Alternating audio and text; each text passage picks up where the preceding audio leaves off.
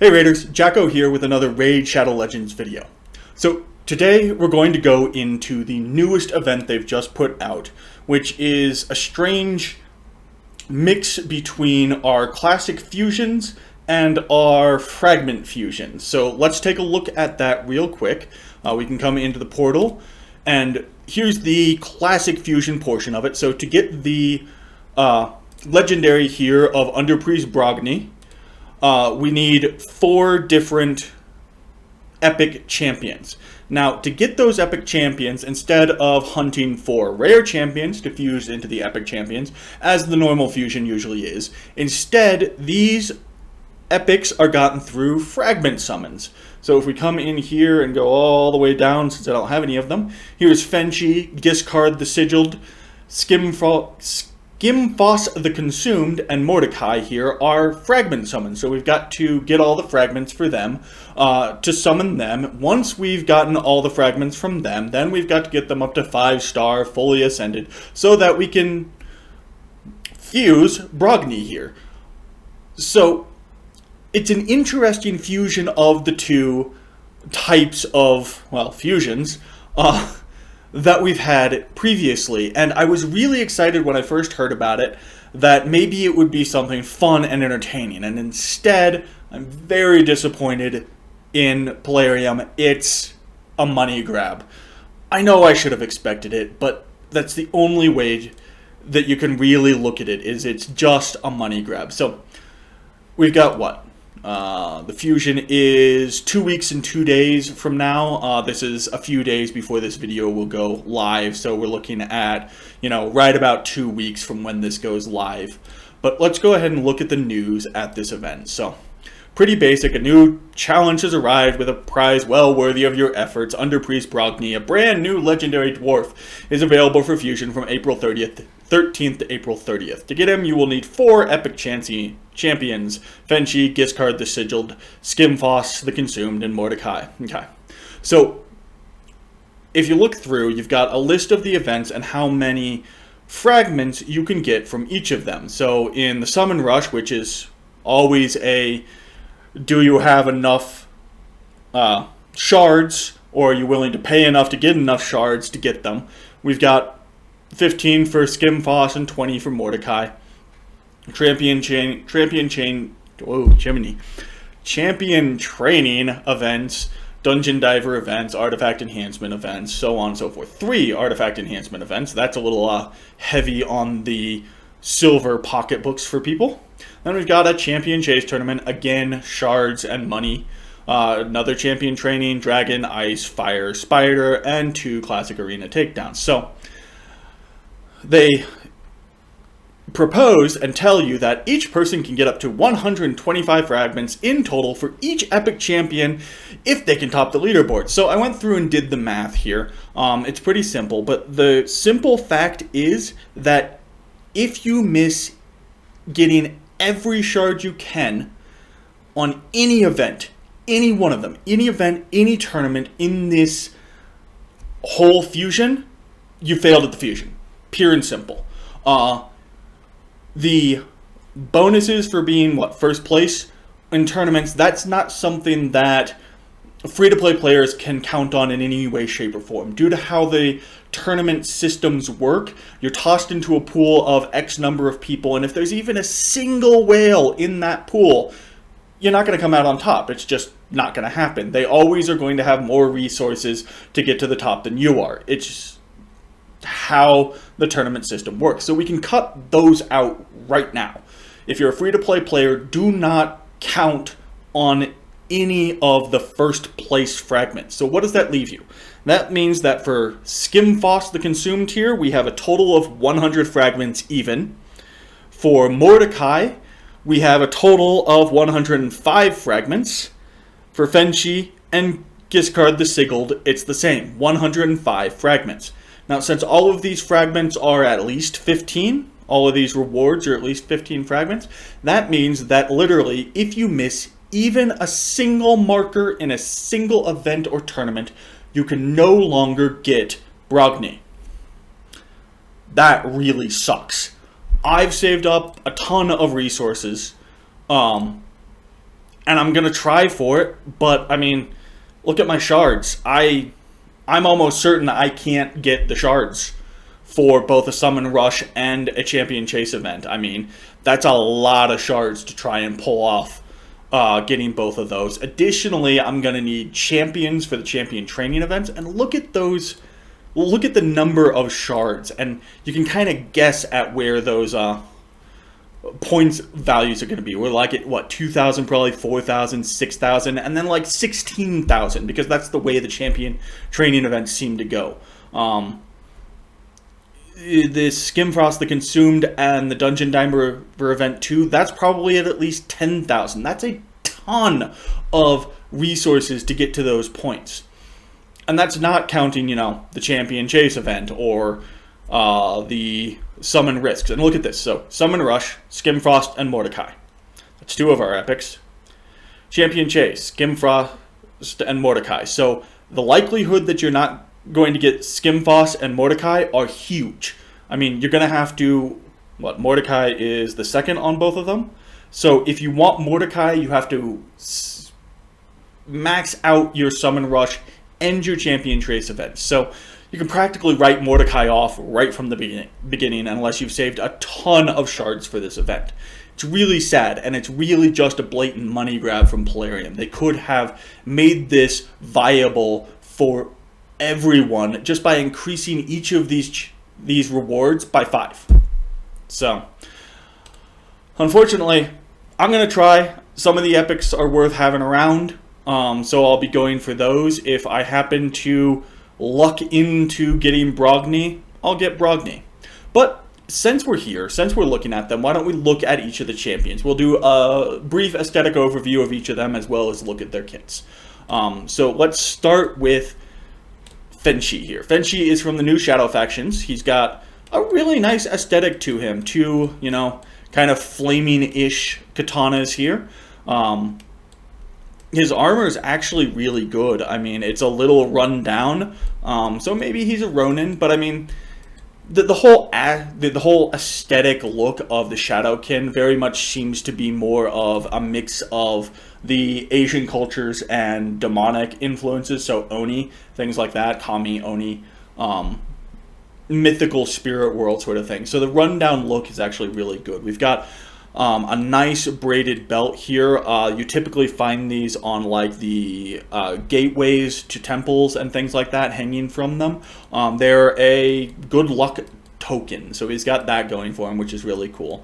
The horns are surprisingly not inaccurate for a samurai helm. His drape is a little underdone for a samurai's helm, but it's very normal for a Chinese helm in about the same time period. So the mempo is again a little bit underdone. So he's obviously not a high-placed samurai, but rather accurate. He's got a nice over kimono here with his mon. The mon is the circular symbol on the back of samurais or on their banners. It's essentially the same as the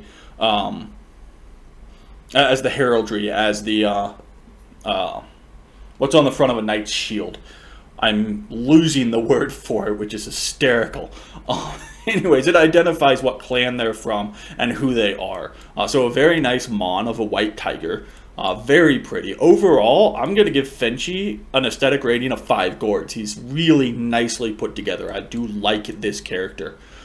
In terms of his kit, A1 is Hate Blades. Attack one enemy 3 times. Each hit has a 30, 40 if you book him out, chance of placing a 30% decreased speed buff for 2 turns. Decreased speed can be nice, so sure. A2, Nowhere to Run.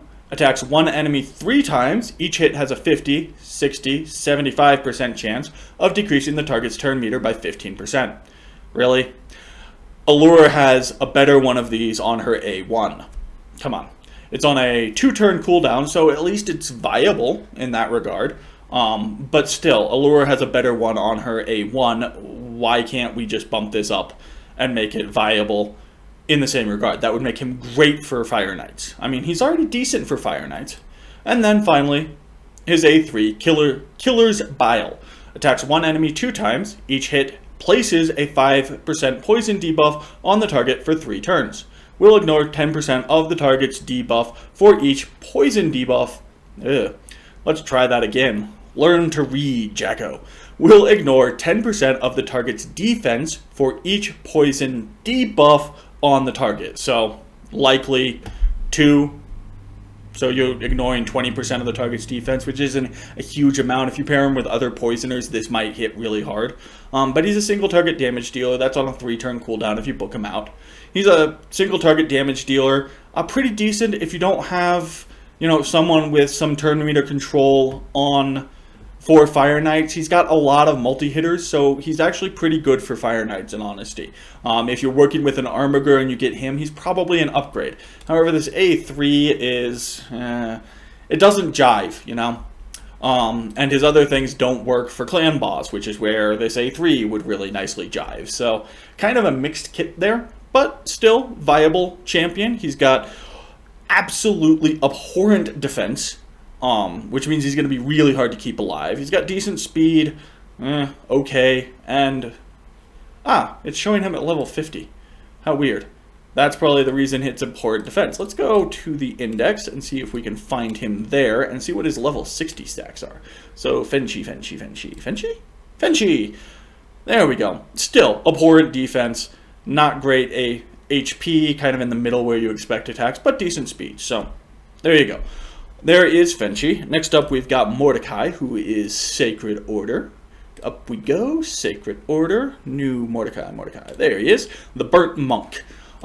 So he's obviously a fire-based. He's got all kinds of burns here. He's got bandages on his face and arms, and he's in a pretty typical ratty priest robe. It's a step up from where you would expect a leper, but a step down from where you would expect, a bishop or something along those lines. Is kind of in the middle. It's got black and red, which is an interesting mix between Hospitaller colors and Templar colors. So the Knights Templar had red and white, and Hospitallers had black and white. So you've got the red of the cross from the Templars and the black of the rest of it from Hospitallers. Both monastic knightly orders. I love the chain of office here and the drape and everything. Armor-wise, this is at best leather and is not going to give him much armor. The braids here are interesting. I'm going to envision, given his kit and the fact that he's carrying a torch, that those are probably soaked in oil and they're like wicks. Really big wicks. But that's the aesthetic I see. Overall, he's got a really nice aesthetic. He is not very combat worthy. So we're going to go ahead and give Mordecai here an overall aesthetic rating of 3 gourds. Let's look at his kit. So we've got his A1, Purgatory. Attacks one enemy, has a 30, 40, 45% chance of decreasing the target's turn meter by 10%. Ooh. Has a 60% chance instead if the target is under an HP burn. That books up to 75%. Still, it's 10%. Armiger is 30 or 40 or something obscene like that, and the same chances, same everything. So they've really gone backwards, weakened their A1 turn meter control in the past few months. Our previous champions were much better at turn meter control.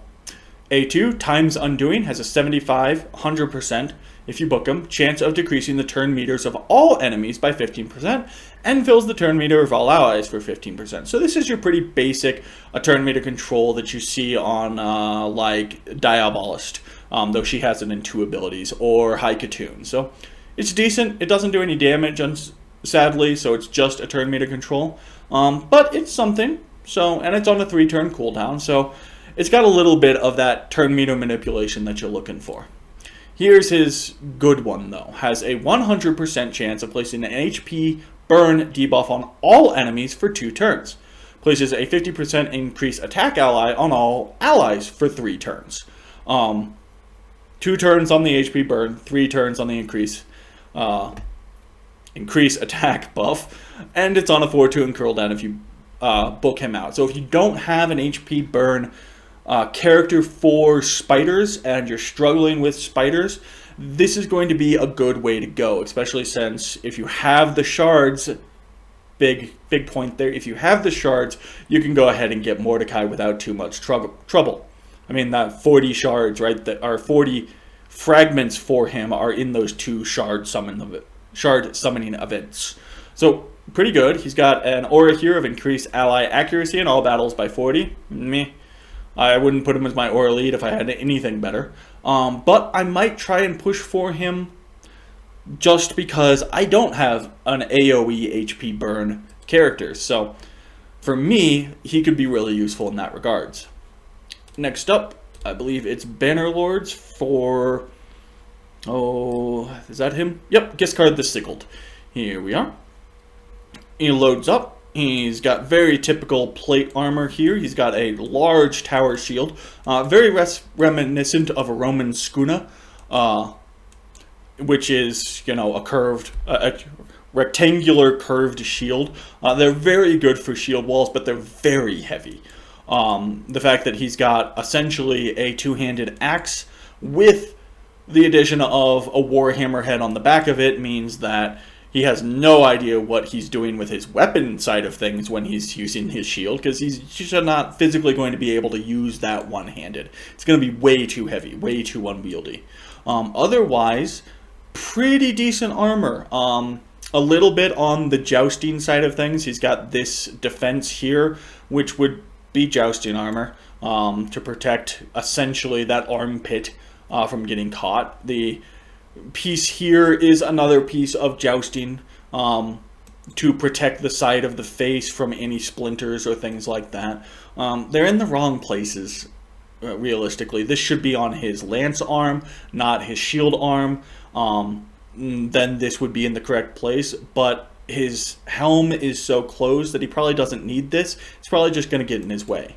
The conical lion top thing is very interesting. I've never seen anything along those lines in actual armor. Even jousting armor usually has, you know, a helm and then decoration on top of it rather than the decoration built into the top of the helm. So even though he's got good covering and everything, his choice of... it's a mishmash. He doesn't really know what he's going to be doing in a fight. And for that sake, we're going to give him an overall rating of 2 gourds. For his skills, it's A1. We've got Foe Breaker. Attacks one enemy. Has a 50, 60, 70, 75% chance of placing a 50% decrease attack debuff for 1 turn. Pretty decent. This is on par with Sepulchre Sentinel's decrease attack. So, good A1. We like that.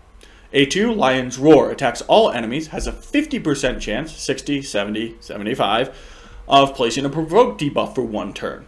Very nice. Also places a shield buff on this champion equal to 25% of their max HP for 2 turns, and this is on a 3-turn cooldown. That's a really nice skill. An AoE provoke with a good chance of landing, and a shield so that he can withstand the hits. He's a defense-based champion, but he does have pretty decent HP, so... that shield is going to be pretty nice for him to keep him alive. And then A3, Field of Strength, places a 60% increase defense buff and a 50% increase attack buff on all allies for 2 turns on a 3-turn cooldown. So that's a really nice buff as well. You get both of the big buffs to keep you alive and to hit harder. So honestly, Giscard the Sickle, he's a nice champion. His passive here, Egotist, fills this champion's turn meter by 15% whenever they are attacked by an enemy under provoke debuff or an increased attack buff. That's pretty nice as well. It means he's going to be going quite a bit after he does the Lion's Roar and gets some of them provoked onto him. He's going to be going faster, which is going to cycle his abilities more. It's going to get those another set of provokes out even faster. So booked. This guy's pretty solid. Even unbooked, he's pretty decent. This is sad on a 5-turn cooldown unbooked. But we're looking at 5, 10, 12 books. A bit much, but not unheard of for the new champs. In fact, it's kind of on the low end for the new champs. He's also got an aura of increased ally defense in Faction Crypts by 27%. So, Faction Crypts aura can be nice. Finally, we've got... Skim Frost, who I believe is a demon. Yes, he is. Skim Frost the Consumed. Aesthetically here, he's essentially, heavily injured or necrotic demon, or maybe he's a human that has demonic influence. That looks very likely to me. Yeah, I would say that this is a human who has been demonically influenced and is starting to express his demon side now. Armor wise, for the human side, he's got very little, only a little bit of hip and waist protection here, and it's probably leather. A little bit of protection for the spine. So honestly, that's not going to help him. Hopefully the demonic resilience he's getting from this fusion is going to be enough to keep him alive. The demonic side, he's changing colors, he's growing bone spurs, claws, he's even got this wing, though it's a little ratty, and it's not going to help him fly since he has only got one. Interesting that they've got the broken horn on the demonic side and the full horn on the human side. That's an interesting dichotomy there. It looks good. This shoulder piece, since he is a human, that is going to cause him a lot of grief. He did not grow up with that. It's going to slash into his neck and shoulder when he moves and fights. So that's unfortunate. But hopefully he'll learn before it kills him. So overall, I'm going to give him an aesthetic of 4 gourds. I like this transitioning idea, this becoming possessed by a demon. It's a new look for the demon spawn faction. I like it. Skills wise, A1, Growing Hunger, attacks 1 enemy 2 times. The first hit has a 35-45% chance of placing a 30% decreased speed buff for 2 turns. Decent. The second hit has a 35-45% chance of decreasing the target's turn meter by 10%. And we don't care. Just like we didn't in the last time. So it's an okay A1, it's not great. Curse Feeder, his A2, attacks all enemies, has a 75-100% when booked, chance of placing a 50% decreased attack debuff for 2 turns. After attacking, he transfers all debuffs except for Stun, Freeze, Sleep, Fear, True Fear, and Provoke from all allies to this champion. So he's essentially taking all the debuffs from the rest of your team. It's practically a full cleanse when it comes right down to it, except that he's not cleansed. So almost a full cleanse. That's on a 3-turn cooldown when fully booked. A lot of books though, that's 6 books in that one. And then Clutch of Woe, his A3, transfers all debuffs from this champion to a target enemy, then attacks the target, steals 100% of the target's turn meter if this attack is critical. This is wonderful. So not only are you taking all the debuffs from the rest of your team, cleansing essentially, but the next turn you're finishing the full cleanse by transferring all your debuffs onto a target, and now that they're massively debuffed, you're hitting them, hopefully with a really heavy hit, and stealing their entire turn meter. That's wonderful. This is a great one. Skim Frost is just regular combatant, probably the best of the 4. Giscard the Sigiled is really good as well. So they're tied, I would say. This is on a 3-turn cooldown again. And then he's got a passive, Twisted. Heals this champion by 5% of their max HP for each debuff on them at the start of each turn. If this champion is under 4 or more debuffs at the start of the turn, places a 50% increased attack buff and a 30% increased crit damage buff on this champion for 2 turns. That is great synergy with the rest of his kit. So think about it this way. The bad guys go, they put debuffs, let's say 2 debuffs on each of your champions. That's a total of 10 debuffs if you're in a dungeon run. He pulls 8 of those to himself. So he's at 8 plus the 2 on him, so he's at 10 debuffs. He takes a turn being horribly debuffed, and when his next turn comes up, he gets 50% of his life back, probably a full heal in most situations. Then he transfers 10 debuffs onto the enemy, hits them with the increased attack and the increased crit damage, and steals their turn meter. So really solid abilities here. I can see him very useful in Doom Tower, where there are a lot of debuffs going. I can also see him very good going essentially second in Arena. He's got decent defense for that, but really low HP. So it'll be a mixed bag to see just how good he is in those situations. But on paper, he looks pretty solid. And then Aura, increase ally attack in Doom Tower by 30%. So probably built as a Doom Tower champion from the looks of it. Finally, we've got our Dwarf. who is the point of the fusion. Almost looks undead to me with the gray skin. He's got... actually, that's a crown with green gems out of it, so that's a little bit different. I thought those were growing out of his skull. He's got pretty decent chest and leg armor. This is essentially a coat of plates or lamellar armor. Very nice. The drapes are nice. They're a little long. He's probably going to have them get in his way when he's moving. Got a very nice ball and chain here. And the chain isn't so long that he's going to not be able to utilize it, like we've seen in other dwarves with their balls and chains. He's actually got hand protection on his weapon arm. That's new. That's pretty nice, but no hand protection on his other arm. I guess he could pick up a shield or something along those lines, but at the moment he's got no real defensive abilities. His pauldrons are a little bit overpronounced, but not too much when you look at just how thick those arms are. They're also not pointed or anything like that, so if he runs them into his head, he's just got to have a bit of a bruise and a headache rather than, brain matter spilling all over the place. Honestly, he's looking really good. I would assume he was high up in the orders. He's an under-priest Brogni, so apparently he's not a king or a prince or anything like that, but I imagine he's one of the top end of whatever this under-religion is that he's a priest of. I like him. I love the green and the gray skin. He's got beautiful runic tattooing and everything.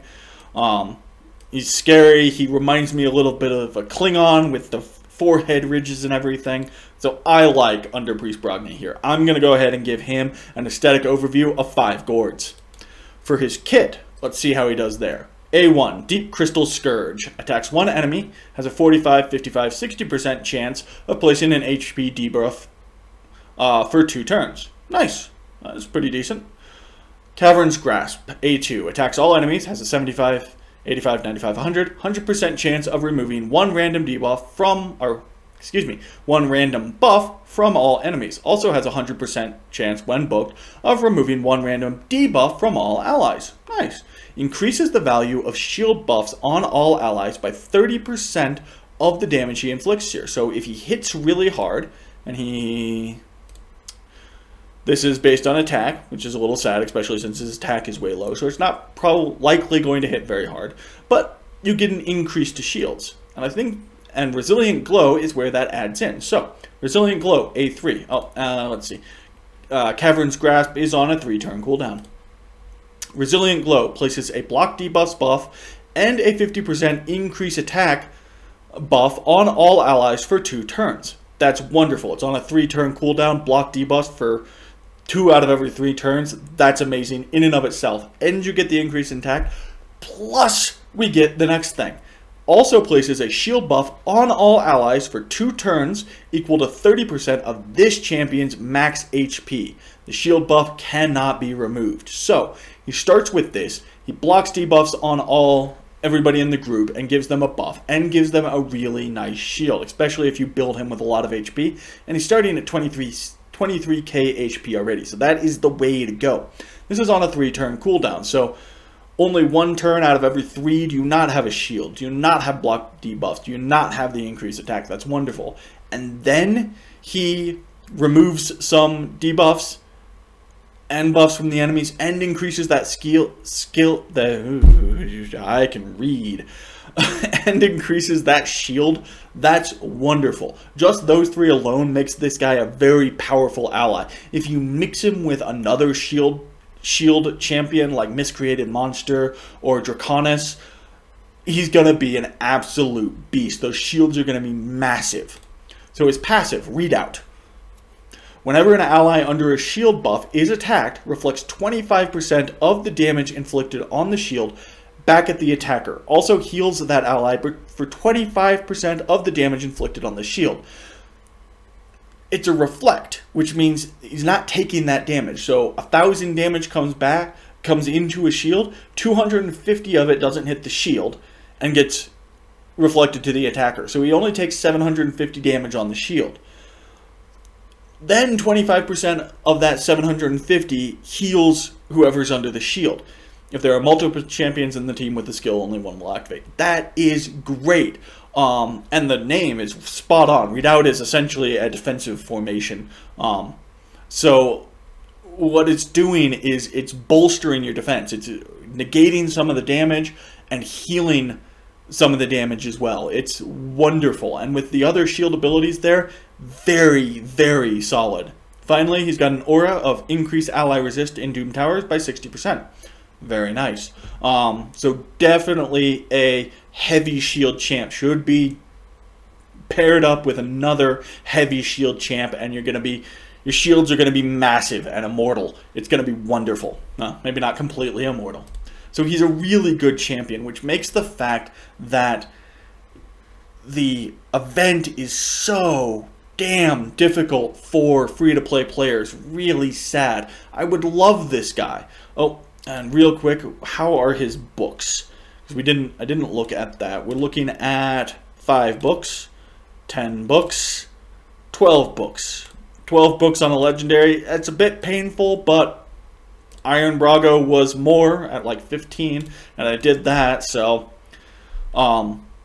if you've got the books and you've got all the resources you need, you've been saving for months probably, hit this event. Hit it hard. Get Brogni here. Bogny? Brogni. Wonderful. Definitely go for it. But the fact that there's so little, there's zero margin for error for a free-to-play player on this event means that it's going to be really tough. So take that into account when you're looking at going into this event.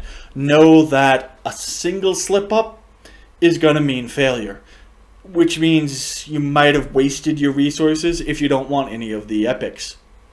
It's rough, and it sucks, and I'm really sad with Polarium about it. If you think, which of these champions, Brogni or the 4 epics, are you most interested in? Please let me know in the comments below. We'll have a little discussion going. For me, it's Brogni, followed by probably the Sigiled. Giscard the Sigiled for me. But please, talk about it in the comments below. I'd love to hear your opinions and ideas. And yes, I've got a ton of gems, so I'm going to push for this and for any of the legendary books that might show up, because I need them badly. I'm almost to Nightmare and Clan Boss, which is going to help that legendary book issue massively. Anyways, thank you again for joining me. I look forward to talking to you in the comments. And as always, if you enjoy the comment here, please remember to like, subscribe, and toll that bell. It does help quite a bit. Otherwise, we'll see you next time on Jako's Rants.